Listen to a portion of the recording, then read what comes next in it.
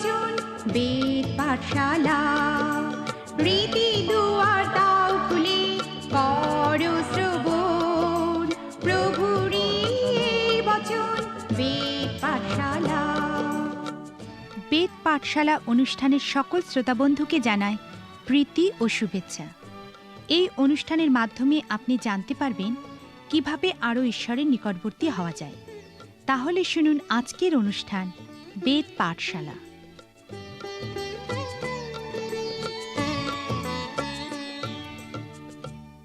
প্রিয় শ্রোতা বন্ধু, বেদ পাঠশালা অনুষ্ঠানে আপনাকে জানাই সাদর অভ্যর্থনা।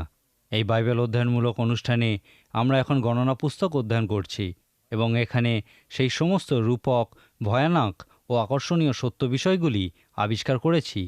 এখন আমি বিশেষ করে গণনা পুস্তকের আরও কতকগুলি আকর্ষণীয় অংশ আলোচনা করতে চাই। উদাহরণস্বরূপ, প্রথমেই আমরা দেখব গণনা পুস্তকের 12 অধ্যায়ে, যেখানে মসি সংক্রান্ত একটি বিশেষ আকর্ষণীয় বিষয় দেখতে পাই। গণনা পুস্তকে মসির মহত্বের বিষয়ে আমরা এমন সব তথ্য পাই যা আমাদেরকে বিশেষভাবে প্রভাবিত করে। এখানে মসির বিশেষত্বের বিষয় এবং মহত্বের বিষয়ে লেখা দেখতে পাই। যেমন গণনা পুস্তকের 12 অধ্যায় 3 পদে লেখা আছে, ভূমণ্ডলস্থ মনুষ্যদের মধ্যে সকল অপেক্ষা মসি লোকটি অতিশয় মৃদুশীল ছিলেন। আবার এই একই অধ্যায়ের 5 থেকে 8 পদে আমরা দেখি যে ঈশ্বর মসির সঙ্গে প্রকাশ্য রূপে সম্মুখাসম্মুখী হয়ে কথা বলতেন। বাইবেলে বর্ণিত মৃদুশীল বা নম্রচিত্ত শব্দটি আমরা প্রায়শই ভুল ব্যাখ্যা করে থাকি। যীশুখ্রিস্ট বলেছিলেন, ধন্য যাহারা মৃদুশীল। ইহার অর্থ এই নয় যে দুর্বল চিত্তেরা সর্বদা আশীর্বাদ প্রাপ্ত হবে। পবিত্র শাস্ত্রে বর্ণিত মৃদুশীলতা শব্দটিকে বিনম্র হওয়া বা শান্ত হওয়া রূপে ব্যাখ্যা করা যায়। একটা শক্তিশালী ঘোড়াকে লাগামের মাধ্যমে যেভাবে বশীভূত করা হয়, শান্ত করা হয়, পবিত্র শাস্ত্রেও মৃদুশীলতা শব্দটি সেই অর্থেই ব্যবহার করা হয়।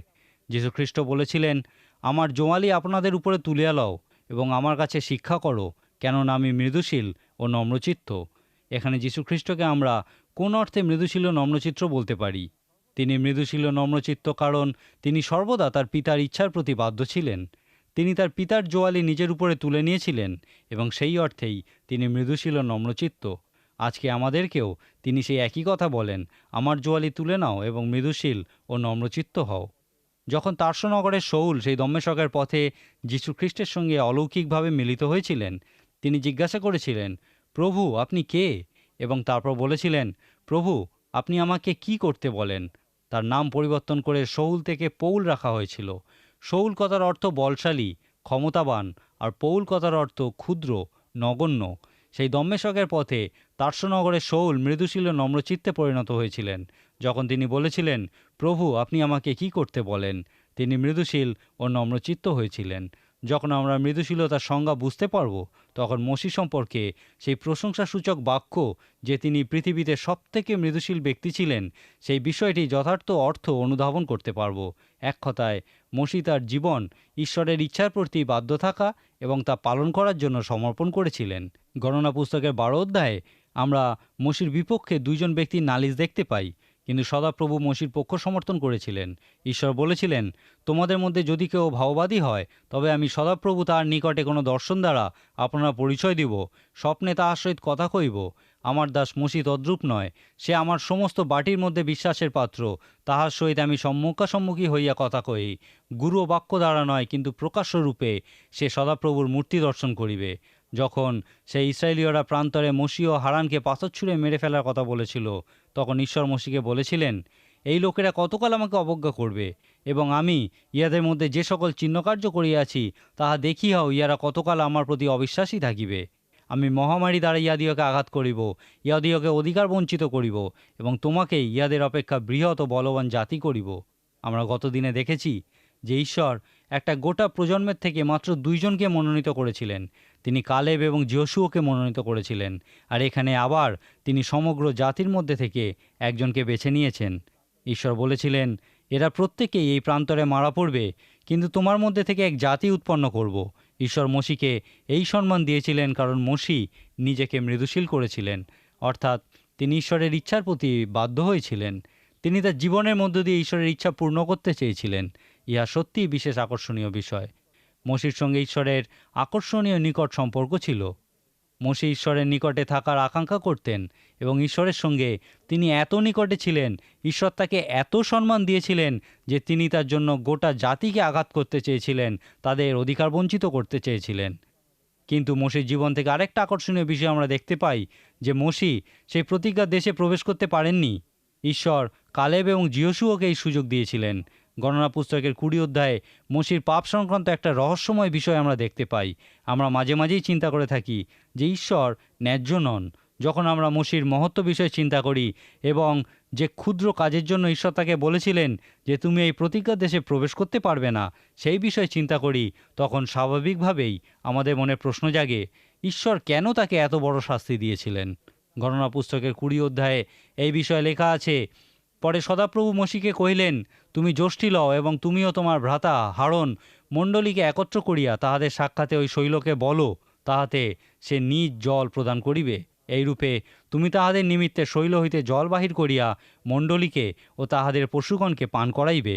তখন মোশি সদাপ্রভুর আজ্ঞানুসারে তাহার সম্মুখ হইতে ওই যষ্টি লইলেন, আর মোশি ও হারন সেই শৈলের সম্মুখে সমাজকে একত্র করিয়া তাহাদিওকে কহিলেন, হে বিদ্রোহীগণ, শোনো, আমরা তোমাদের নিমিত্তে কি এই শৈল হইতে জল বাহির করিব?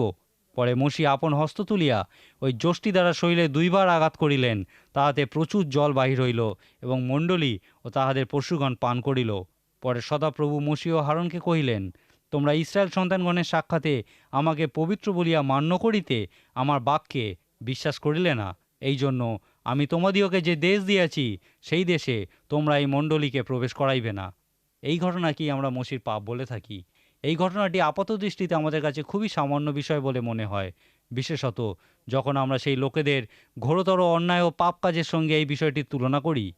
কিন্তু ঈশ্বর বলেছিলেন, মোশি, তুমি এই কারণে সেই প্রতিজ্ঞা দেশে প্রবেশ করতে পারবে না। ইহা প্রকৃতপক্ষেই আমাদের কাছে একটি ভয়ের বিষয়। আমরা ঈশ্বর কর্তৃক প্রদত্ত শাস্তির কঠোরতা বা প্রচণ্ডতা সম্পর্কে 2-1টি বিষয় এখন লক্ষ্য করব। প্রথমত, আমরা প্রায়ই বলি, সমস্ত পৃথিবীর বিচারকর্তা কি ন্যায় বিচার করিবেন না? ঈশ্বরকে ন্যায় কী এবং অন্যায় কী তা বলার আমরা কে? এই বিষয়ে ঈশ্বরকে পরামর্শ দেবার কোনো অধিকারই আমাদের নেই। ঈশ্বরই সমস্ত ন্যায্য ও অন্যায্য বিষয় স্থির করে থাকেন। আমার মনে হয় এই ঘটনাটি থেকে আমরা একটি বিশেষ আকর্ষণীয় বিষয় দেখতে পাই যে মোশি কখনও তার শাস্তির বিষয়ে নালিশ জানাননি।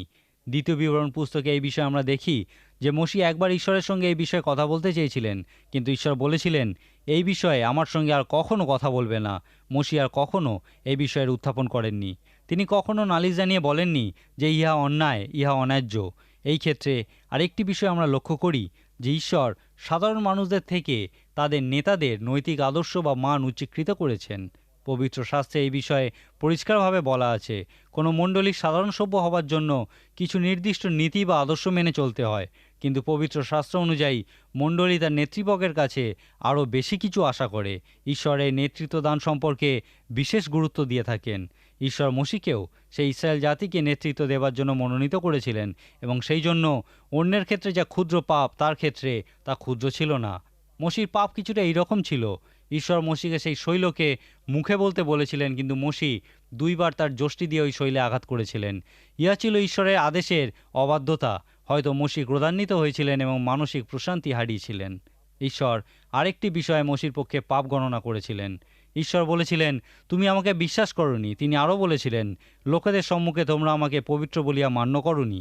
ইহাই আমাদের কাছে মোশির পাপের গুরুত্ব সম্পর্কে বলে। আপনার নিশ্চয়ই মনে আছে সেই 4টি আত্মিক রহস্যের বিষয় যা ঈশ্বর মোশিকে শিক্ষা দিয়েছিলেন। যেমন, মোশি, তুমি সেই উদ্ধারকর্তা নও, কিন্তু আমি এবং আমি তোমার সঙ্গে আছি। তুমি কাউকে উদ্ধার করতে পারো না মোশি, কিন্তু আমি পারি, আর আমি তোমার সঙ্গে আছি। ইহা তুমি যা চাও তা নয়, কিন্তু আমি যা চাই তাই, এবং আমি তোমার সঙ্গে আছি। এবং ইহা তুমি করনি মোশি, কিন্তু আমি করেছি, কারণ আমি তোমার সঙ্গে ছিলাম।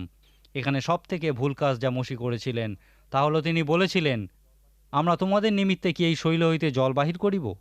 এখানে মোশি ঈশ্বরের পবিত্রতা রক্ষা করেননি। তিনি লোকেদের পরিষ্কার করে বলেননি যে এই অলৌকিক ঘটনা ঈশ্বরই সম্পন্ন করেছেন। এখানে মোশির নিজের কথা বলেছিলেন। ইহাই ছিল মোশির পাপের সবথেকে গুরুত্বপূর্ণ দিক। ঈশ্বর তার লোকেদের নেতৃবর্গের জন্যে যে আদর্শের মান বা নীতি নির্ধারণ করেছিলেন তা অনুযায়ী তিনি মোশিকে যে শাস্তি দিয়েছিলেন তা যথার্থই ছিল এবং মোশি তা স্বীকার করে নিয়েছিলেন।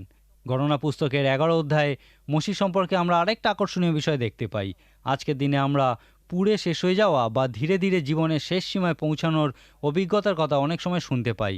বাইবেলে আমরা বিভিন্ন মহান ব্যক্তি বিষয় দেখি, যেমন রাজা দাউদ সম্পর্কে বাইবেল বলে তিনি ঈশ্বরের হৃদয়ের অত্যন্ত কাছের মানুষ ছিলেন। বাইবেল বলে মোশি ছিলেন পৃথিবীর সবথেকে মৃদুশীল ব্যক্তি। এখানে আকর্ষণীয় বিষয়টি হলো এই সব মহান ব্যক্তিরাও তাদের জীবনে ধীরে ধীরে শেষ হয়ে যাওয়ার অভিজ্ঞতা অর্জন করেছিলেন। উদাহরণস্বরূপ আমরা দেখি মোশি বারবার ঈশ্বরকে বলেছিলেন, কেন তুমি আমাকে নির্বাচন করলে? কেনই বা তুমি আমাকে এই সমস্ত লোকের বোঝা বইতে দিয়েছ? তারা কি আমার সন্তান না আমি তাদের পিতা? তারা ক্রন্দন করে বলেছে, আমাদের মাংস দাও, কোথা থেকে আমি তাদের জন্য মাংস পাবো? আমি আর এই বোঝা বইতে পারছি না, আমার কাছে ইয়া এখন খুবই ভারী মনে হচ্ছে। এখন তুমি যদি আমার প্রতি এমন ব্যবহার করো, তাহলে আমাকে এখনই বধ করো, আমি যেন আমার দুর্গতি না দেখি। আপনি কি কখনো এরকম পরিস্থিতি অনুভব করেছেন? সাধু মোশি, এলিও, ইয়োব, রাজা দাউদ প্রত্যেকেই একটা সময় বলেছিলেন, আমাকে বধ করো, কারণ আমি যেন আমার দুর্গতি না দেখি। আপনি কি কখনো এইভাবে মৃত্যুর ইচ্ছা প্রকাশ করেছেন? আপনি কি কখনো এত হতাশ হয়ে পড়েছেন যে মৃত্যুর আকাঙ্ক্ষা করেছেন? পবিত্র শাস্ত্রে আমরা অনেক মহান ব্যক্তিকেই এই মৃত্যুর আকাঙ্ক্ষা করতে দেখি। ইয়া খুবই আকর্ষণীয় যে ঈশ্বর এই প্রার্থনার উত্তর দেন না। আপনি কি কখনো যে প্রার্থনার উত্তর পাননি তার জন্য ঈশ্বরের ধন্যবাদ দিয়েছেন? আমি এমন অনেককে জানি যারা এই বিষয়ে বলেন, এমন কোনো কিছুই নেই, কিন্তু আমার মনে হয় এমন বিষয় আছে, এমন অনেক বিষয় আছে যেগুলির উত্তর ঈশ্বর দেন না। আমরা ঈশ্বরের ইচ্ছা সম্পর্কে জানি না এবং বেশিরভাগ সময়ই আমরা ভুল বিষয় যাচনা করে থাকি। এবং যেহেতু ঈশ্বর আমাদেরকে ভালোবাসেন, সেই জন্য যখন আমরা তার ইচ্ছার বিরুদ্ধে কোনো কিছু চেয়ে থাকি, তখন তিনি আমাদের সেই প্রার্থনার উত্তর দেন না। সেই জন্যেই যখন শিষ্যেরা যীশু খ্রিস্টের কাছে কিভাবে প্রার্থনা করতে হয় সেই বিষয়ে শিখতে চেয়েছিলেন, তখন যীশু খ্রিস্ট তাদেরকে এইভাবে প্রার্থনা করতে শিখিয়েছিলেন, তোমার ইচ্ছা সিদ্ধ হোক, যেমন স্বর্গে তেমনি পৃথিবীতেও হোক। যখন আপনি ঈশ্বরের ইচ্ছা অনুযায়ী প্রার্থনা না করেন, অর্থাৎ আপনি যা চান তা আপনার জীবনের জন্য ঈশ্বরের ইচ্ছার পরিপন্থী হয়, তখন আপনি নিজেই ঈশ্বরকে আপনার প্রার্থনার উত্তর দান করা থেকে বিরত রাখেন। ঈশ্বর চান যেন আপনি আপনার জীবনের মধ্যে দিয়ে তার ইচ্ছা পালন করেন। এখান থেকে আমরা আমাদের জীবনের জন্য বিশেষ শিক্ষা লাভ করি। যখন ঈশ্বরের লোকেরা জীবনে চরম সীমায় পৌঁছায়, তারা ঈশ্বরের কাছে ভুল জিনিস যাচনা করে, কিন্তু ঈশ্বর তাদের প্রার্থনার উত্তর দেন না। রোমীয় পুস্তকের 8 অধ্যায়ে সাধু পৌল আমাদেরকে পবিত্র শাস্ত্র থেকে একটি সুন্দর অংশ দিয়েছেন। তিনি বলেছেন যে আমাদের যেরকম প্রার্থনা করা উচিত আমরা তা করি না, কারণ আমরা ঈশ্বরের ইচ্ছা সম্পর্কে অবহিত নই। আমরা জানি যে যদি আমরা ঈশ্বরের ইচ্ছানুযায়ী প্রার্থনা করি, তাহলে তিনি আমাদের প্রার্থনার উত্তর দিয়ে থাকেন। কিন্তু আমাদের সমস্যা হচ্ছে যে এই পৃথিবীতে প্রায়শই আমরা ঈশ্বরের ইচ্ছা সম্পর্কে কোনো ধারণা করতে পারি না। সেই জন্যে আমরা কি প্রার্থনা করা বন্ধ করে দেব? রোমীয় পুস্তকের 8 অধ্যায় 26 থেকে 28 পদে সাধু পৌল বলছেন, আত্মা আমাদের দুর্বলতায় সাহায্য করেন, কেননা উচিত মতে কী প্রার্থনা করিতে হয় তাহা আমরা জানি না, কিন্তু আত্মা আপনি অবক্তব্য আর্তস্বর দ্বারা আমাদের পক্ষে অনুরোধ করেন।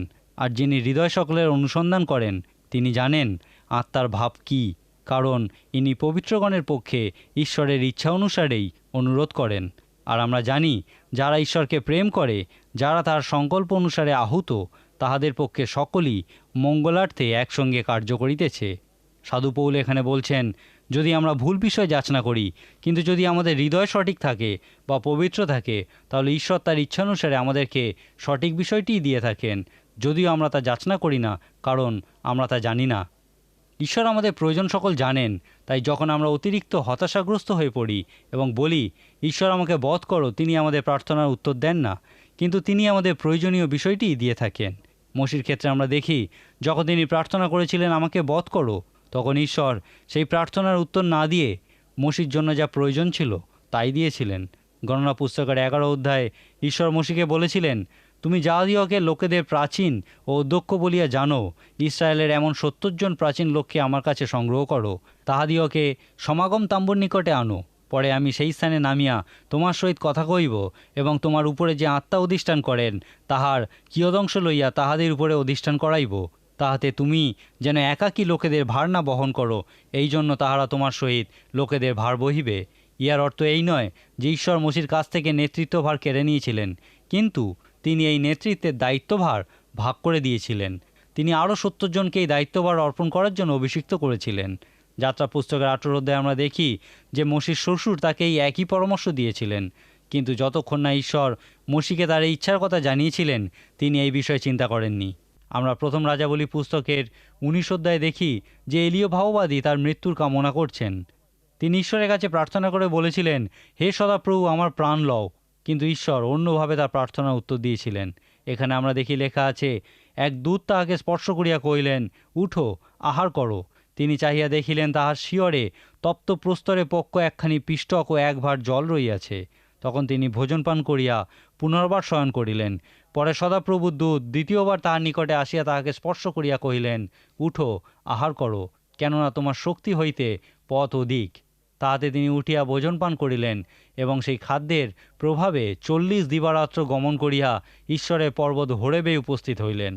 যদি আপনি এই পুস্তকের 18 অধ্যায় দেখেন, তাহলে দেখতে পাবেন যে এলীয় ভাববাদী শারীরিকভাবে প্রকৃতই ক্লান্ত হয়ে পড়েছিলেন।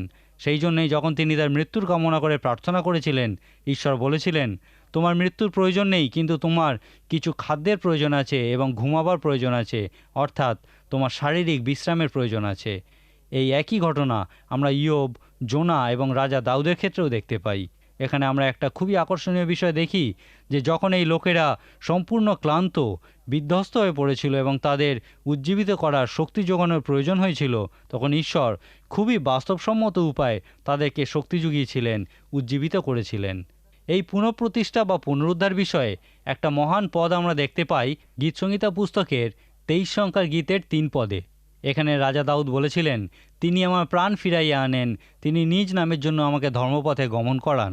যখন আমরা আমাদের শরীরকে অবজ্ঞার কারণে বা আমাদের আত্মাকে অবজ্ঞার কারণে হতাশাগ্রস্ত হয়ে পড়ি, তখন আমাদের পুনঃপ্রতিষ্ঠার প্রয়োজন, পুনরুদ্ধারের প্রয়োজন।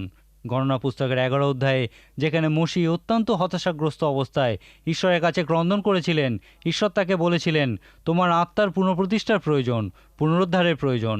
আমি তোমাকে ধার্মিকতার কিছু পথ দেখাবো এবং আমি চাই তুমি এই ধার্মিকতার পথে হাঁটো। এই ধার্মিকতার পথই তোমার আত্মাকে পুনরায় সঞ্জীবিত করবে, পুনরুদ্ধার করবে।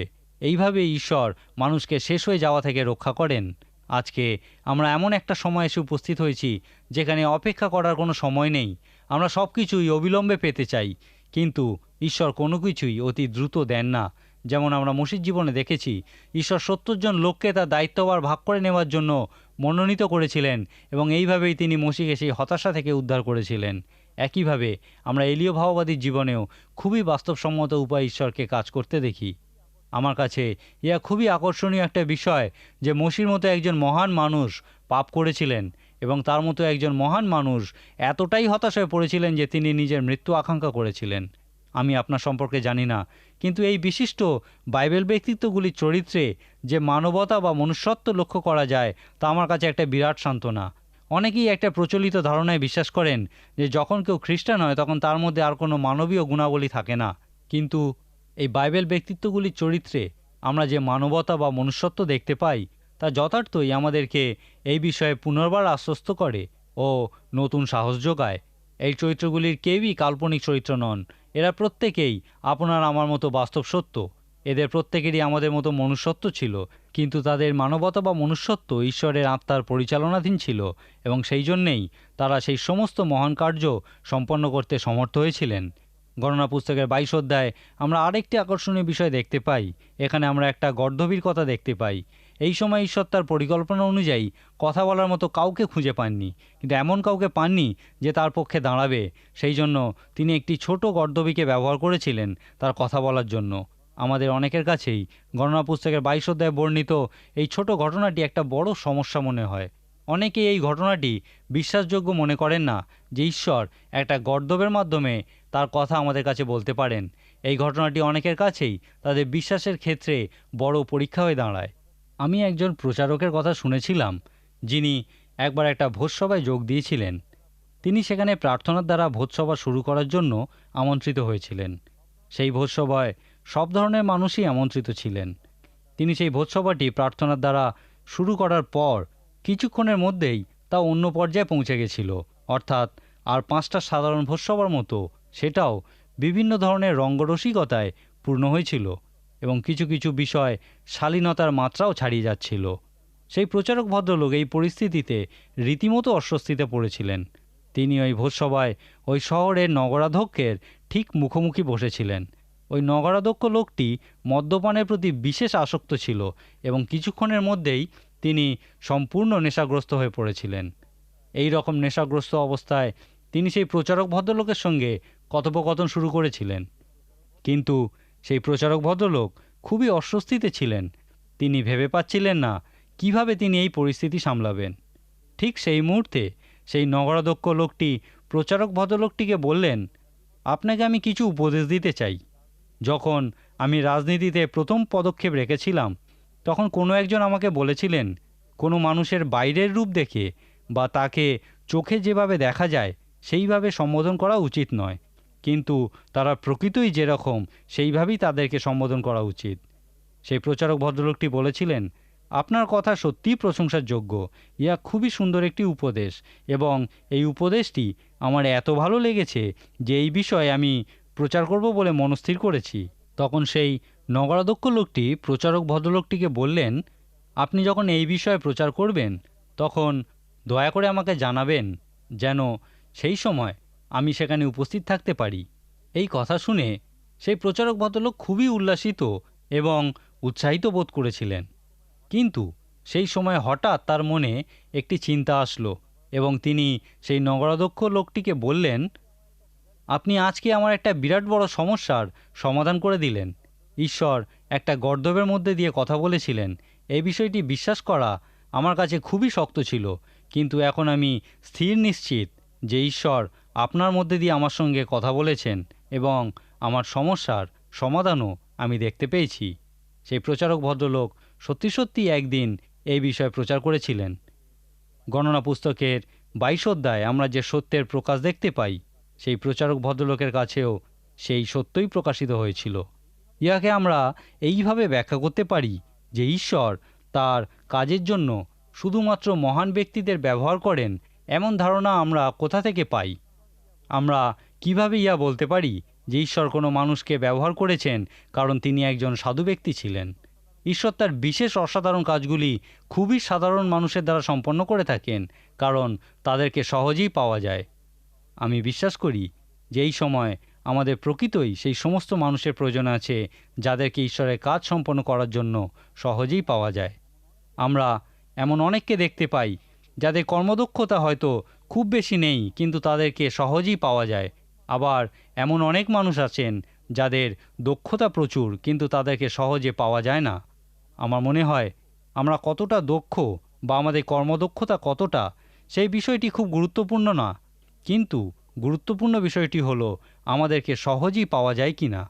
একজন খ্রিস্টবিশ্বাসীর জীবনে সবচেয়ে বড় দক্ষতা হলো নিজেকে সহজলভ্য করা। ঈশ্বর প্রকৃতপক্ষে ইহাই চান। তিনি চান যেন তার কাজ সম্পন্ন করার জন্য আমাদেরকে সহজেই পাওয়া যায়। গণনা পুস্তকে আমরা দেখলাম মসির মহত্বের বিষয়, তারপর তার পাপের বিষয় এবং তার হতাশার বিষয়। ঈশ্বর যেমন সেই গর্দভকে ব্যবহার করেছিলেন, তেমনি তিনি মসিকে ব্যবহার করেছিলেন, কারণ তাকে খুব সহজেই পাওয়া গেছিল। যদি আমাদেরকেও তার কাজের জন্য সহজেই পাওয়া যায়, তাহলে তিনি আমাকে এবং আপনাকেও ব্যবহার করবেন। আগে যদি কখনো এই বিষয়ে না চিন্তা করে থাকেন, তাহলে আজকে এই বিষয়ে চিন্তা করুন। আজকে আমি এখানেই শেষ করব। আশা করব আগামী দিনগুলিতেও আপনি আমাদের সঙ্গে এই অনুষ্ঠানে উপস্থিত থাকবেন। ঈশ্বর আপনার মঙ্গল করুন। প্রিয় শ্রোতা বন্ধু, বেদ পাঠশালা অনুষ্ঠানটি কেমন লাগলো এবং আপনি যদি বিনামূল্যে বাইবেল অধ্যয়ন সহায়ক পুস্তিকা পেতে চান, তাহলে পত্রের মাধ্যমে, ইমেলে অথবা ফোনে আপনি আমাদের সাথে যোগাযোগ করতে পারেন। আমাদের ফোন নম্বর হল 24380045। ইমেলের জন্য লিখুন bengalivp@radiovv.org। শেষে জানাই আমাদের ঠিকানা বেদ পাঠশালা, পোস্ট বক্স নম্বর 16925, কলকাতা 700034। আমাদের আরেকটি ঠিকানা হল বেদ পাঠশালা, জিপিও বক্স নাম্বার 87, শিলিগুড়ি 1। তাহলে আবার দেখা হবে। নমস্কার।